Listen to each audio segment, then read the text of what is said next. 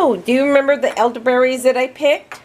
Well, here they are, and I'm getting ready to jar the elderberry jelly that I made.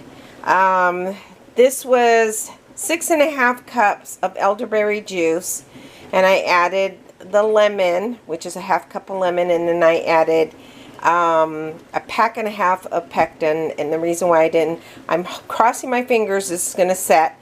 And the reason why I added a little bit less pectin than what it needed is because there's already pectin inside the elderberries, because there's pectin in the green ones. So I knew I had harvested some green ones, and so that should kind of balance it out, I hope.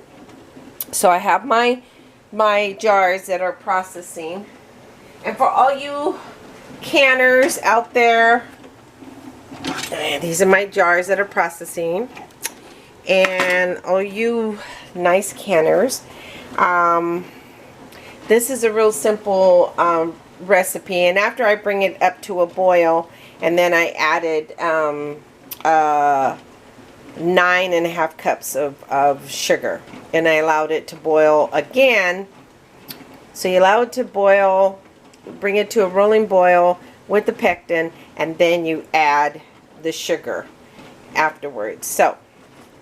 So the sugar is added afterwards, and then you should have a nice jelly setting. So let's hope. Let's cross our fingers.